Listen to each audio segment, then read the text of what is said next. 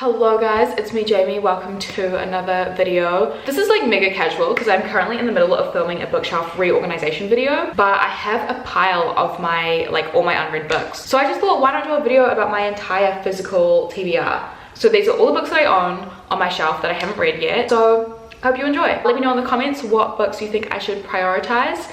But let's just get straight into it because I need to keep reorganizing my bookshelves. So I feel like a lot of my newer viewers and my newer subscribers, hello, I love you, welcome.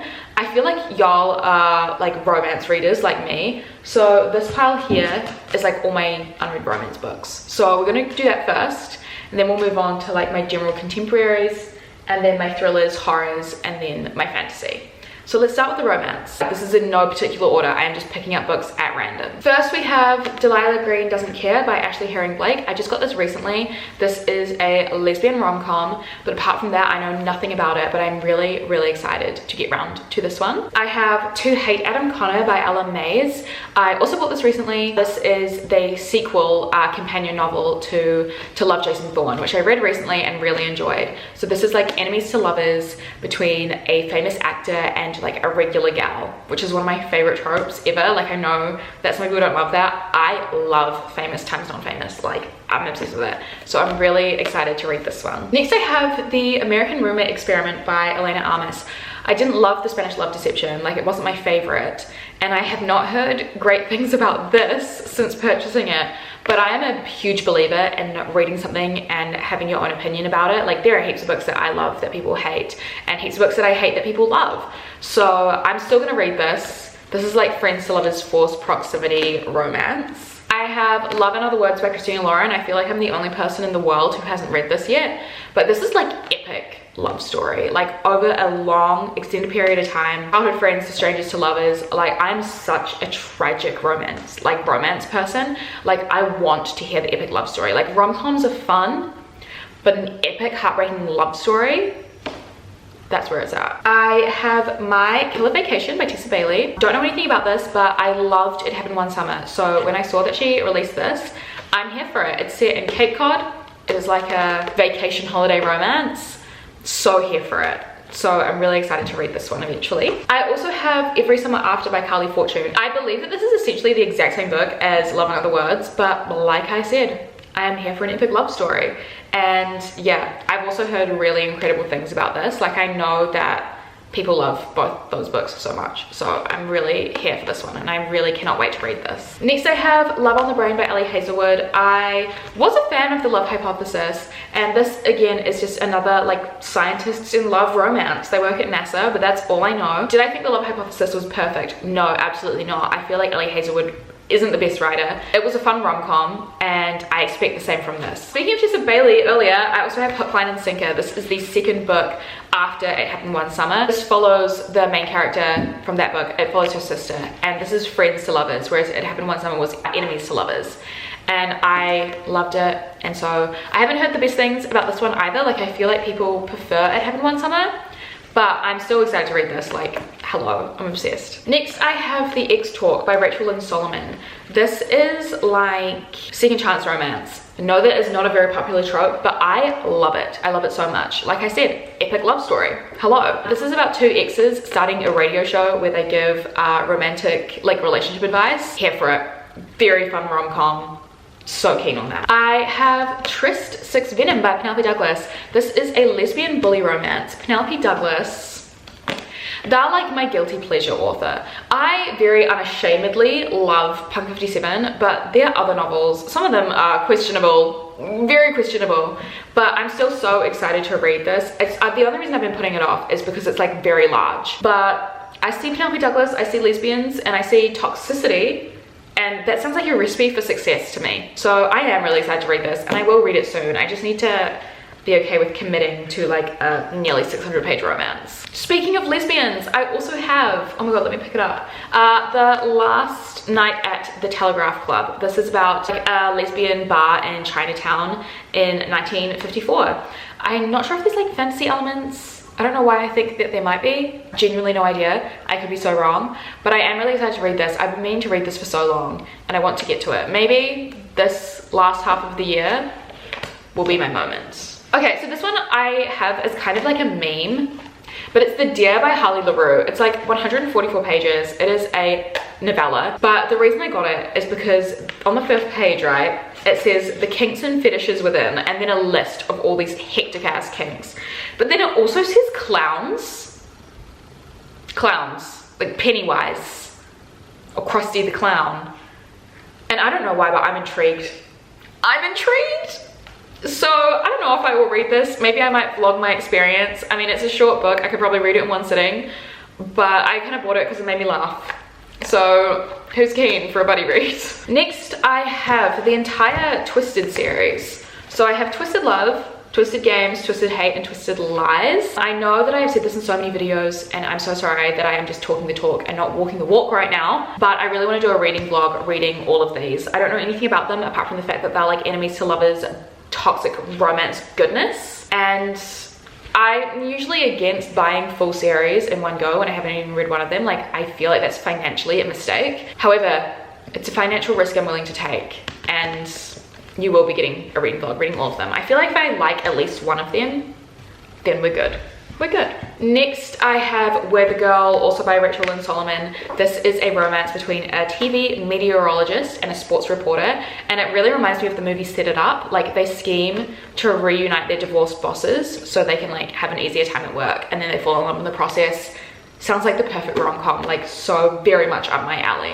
And I'm really excited to read this one. I also have the Full Tilt duet. So Full Tilt and All In. This is a romance duology about a musician and then quite a rambunctious girly. Like, it describes her on here, impulsive and reckless. So I feel like this is gonna be really fun. I don't know if the like singer is famous, but like I said before earlier, that is like my favorite trope.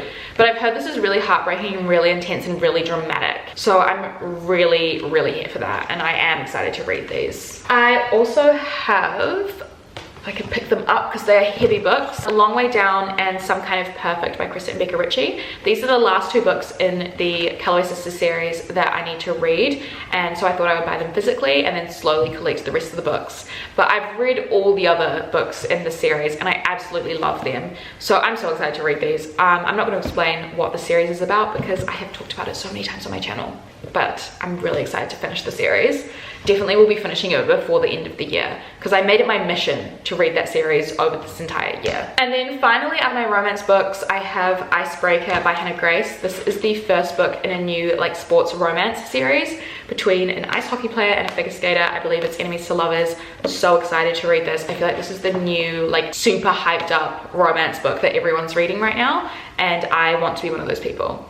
It's coming up to summer for me, so I don't know if this is the perfect summer read.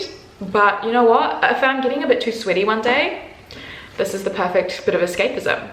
So I love it. So that's it for my romance books. Now I'm going to move on to my like general contemporary novels that are on my TBR. So first up I have The Emperor's Babe by Bernardine Evaristo. This is all told in verse. I love Bernardine Evaristo, but this is kind of, I don't know why I'm putting it off. I think it's because it kind of scares me a little bit. But it's like set in like the Roman Empire times. And I'm excited to read it. Like, I do love reading verse and I do love Bernardine Evaristo's writing, so I do want to read this eventually. Then I have Neanderthal Opens the Door to the Universe by Preston Norton. This is a YA novel. This was actually a gift by my friend Heaven. We haven't spoken in a while, and she even acknowledged that in the note that she gave me, but she just read this book and thought of me and thought that I would really like it. So I do really want to read this soon. It's about a boy that gets bullied, but there's heaps of like movie references in here, and I am really excited to read this. And Heaven, if you're watching this, love you. Even though we have been out of touch, love you. Next I have The 9 Lives of Rose Napolitano. I cannot believe I haven't gone to this book sooner, and honestly fair with like a lot of these books, but this one is like butterfly effect. We get 9 different storylines because of like one certain thing like going a different way, like sliding doors. I haven't read many books with that trope, but I love that trope in movies and all that sort of stuff, so I'm so excited to read this. Like, I want to read it very soon. Next I have 2 Jeanette Winterson books. They look kind of like hectic, but I bought these at a secondhand bookshop ages ago. So we've got Wait, which is like a retelling of the myth of Atlas and the Titans, and like the Titans versus the Olympians. So if you're into Greek mythology, let me know if you've read this. And then we have Orange Are Not the Only Fruit by Jeanette Winterson. I think it talks a lot about like gender issues and feminism, but it was written in 1985. So I do want to read this. I really want to try out this author. And these are just 2 books that I bought from a secondhand bookshop a little while ago. Next I have this book that I got for my birthday. I don't know, like this is birthday last year from my parents because they know that I love films and I am very shamefully a Quentin Tarantino fan, but they bought me Once Upon a Time in Hollywood. I don't know if I'll read this, although I've heard that it's actually quite a good novel, a good novelization. I don't know if I'll actually read it, but I kind of love the aesthetic of it, so it might just sit on my shelves for the rest of eternity as like an aesthetic piece. I didn't even really love this movie, but I love the way the book looks. I'm sorry. Next I have Queenie by Candice Carty-Williams. This is like a black woman in England. It says a darkly comic and bitingly subversive take on life, love, race, and family. So I believe this is like the classic millennial fiction, like young women in their 20s trying to figure out their life. That's one of my favorite genres. And I do want to read this eventually. This is actually my mum's, I think, but I stole it because I wanted to read it, so sorry mum. Oh, next I have Real Life by Brandon Taylor. I bought this ages ago. I really need to read it. Apparently it's very, very heartbreaking. I believe it's about 2 men with heaps of trauma living in Alabama. I don't really know anything else, but I've heard really good things about it. And it is the shortlisted for the 2020 Booker Prize. Awards don't really mean that much to me, to be honest, but thought I would mention it just in case they mean something to someone watching this. Oh my god, I Have a Little Life. I don't know if I'll ever read this. I bought this myself probably like 6 or 7 years ago, and I'm really scared to read it. One day maybe. Can't promise anything, but A Little Life. I have this book, which is A Lonely Girl is a Dangerous Thing by Jessie Tu. All I needed to know about this book is the first couple of sentences on the back, which is Jenna Lynn plays the violin. She was once a child prodigy and now uses sex to fill the void left by fame. So child prodigies, feeling washed up, feeling like you've already hit your peak. This feels like it will be a very good book. I'm excited to read this. Again, this just feels like an aesthetic book for me to own. It's Valley of the Dolls by Jacqueline Susan. So this is a really old book, like written in the 1960s. And it's about like women, like housewives, kind of rebelling against their husbands and against what society expects women to behave like. So I'm not sure if I will read this anytime soon, but I want to. I do want to be fair. So got Valley of the Dolls. This is a book that my friend, one of my best friends, Mirabai, got me for my birthday this year. It's called These Precious Days by Anne Patchett, and it's just a bunch of essays on life and family. I have read the introduction so far called Essays Don't Die, and it's just about like essay writing, not necessarily for academia, but just like certain ideas that you might have about life and you write an essay on it. I do really want to read this because the introduction was really gripping and I really liked the idea of it, but I wanted to like sit down and maybe like read all the essays in one go, maybe not, but I'm so excited to read this. I've only had it for a couple of months. I want to get to it eventually. Next I have All's Well by Mona Awad. My god, when I tell you I've been meaning to read this for so long. This is like about a Shakespeare production. Everything's going wrong. It's Mona Awad, so it's horror and it's like kind of very scary and weird. I want to read it. I don't know why I haven't yet. I have Carrie Soto is Back by Taylor Jenkins Reid. This one I'm going to be reading really soon. I loved Malibu Rising and Carrie Soto was a big character in that novel, so I'm definitely going to get to this. I'm going to go rapid fire now because my battery is dying. I have Cleopatra and Frankenstein by Coco Malors. I do not know really what this is about, but I got it recently. Someone laughed at me when I said that it was like, could be a cute romance. So I believe it might be romantic, but not necessarily cute. I've seen beautiful quotes from it though. I have another book by Bernardine Evaristo called Mr. Loverman. This is about a man realizing in like later in life that he's gay, but he's already got like a family, a wife and kids. I'm really excited to read this and I cannot wait. I have Ghosts by Dolly Alderton. Really want to read this. Love Dolly Alderton's memoir. This is her first fiction novel, but I have no idea what it's about, but I love Dolly Alderton's writing, so I cannot wait to get to this. I have Before the Coffee Gets Cold by Toshikazu Kawaguchi. I've heard so many good things about this. It's set in a cafe. We hear about all the different lives of other people who like I guess regulars at this cafe. Very excited. I have Isaac and the Egg by Bobby Palmer. This was a book that was recommended to me recently by my friend Amika. I cannot wait to read this. I heard that it's very, very heartbreaking. I have Us Against You by Frederick Bachman, which is the second book in the Beartown series, the Beartown trilogy. I read Beartown recently. Cannot wait to get to this. Beartown was so sad.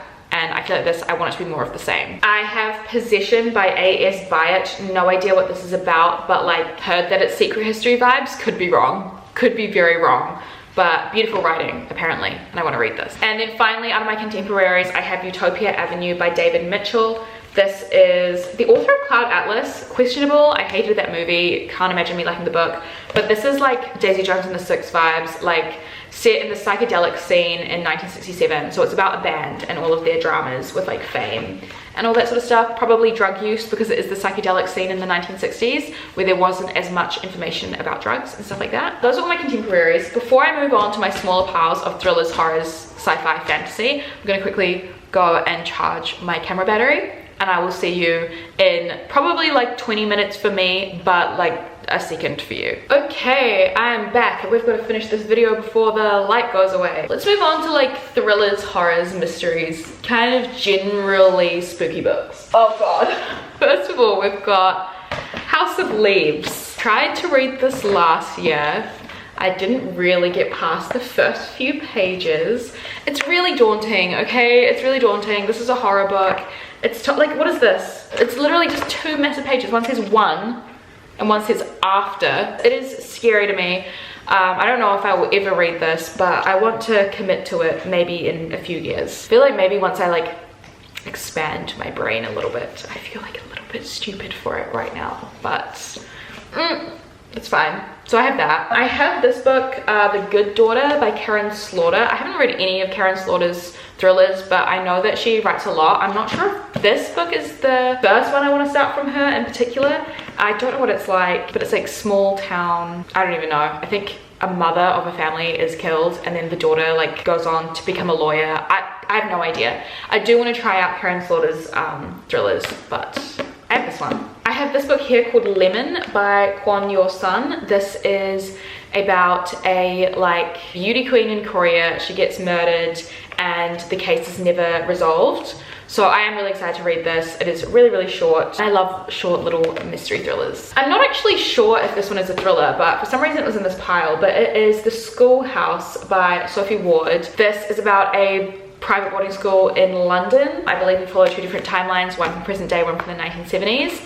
And I do love books like that, so I am interested in reading this. I have 9 Lives by Peter Swanson. Honestly, if you have watched my recent like 24-hour readathon video where I read scary books, you'll know that this is next on my list. I have only read The Kind Worth Killing by Peter Swanson, but I absolutely loved it, and this is his newest release. 9 strangers receive a letter in the mail like with all of their secrets, and I think they get killed off one by one. I don't know, it sounds really scary but really fun, and I really want to read this. I also have this book called Blood Sugar by Sasha Rothschild. The main character has gotten away with a couple of murders in her past. Now she's been accused of another murder, but like she's not actually guilty of that one, but she is guilty of other murders.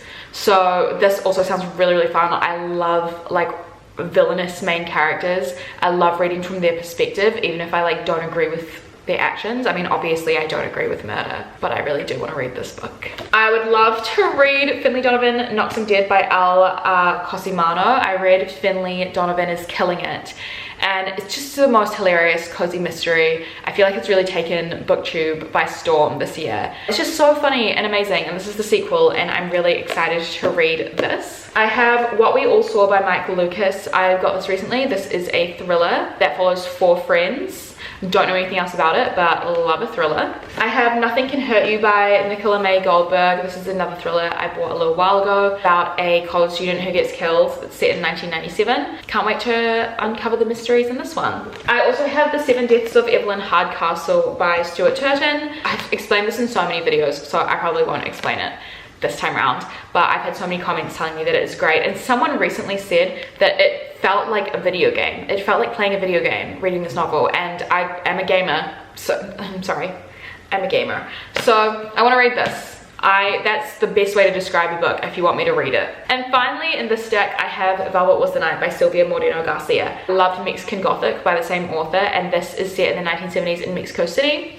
Bit of a mystery thriller roller coaster. So I'm really excited to read this too. And finally, my last stack of books is like fantasies and a bit of sci-fi, I think. I have way more fantasy novels at my parents' house, which I'll be getting soon.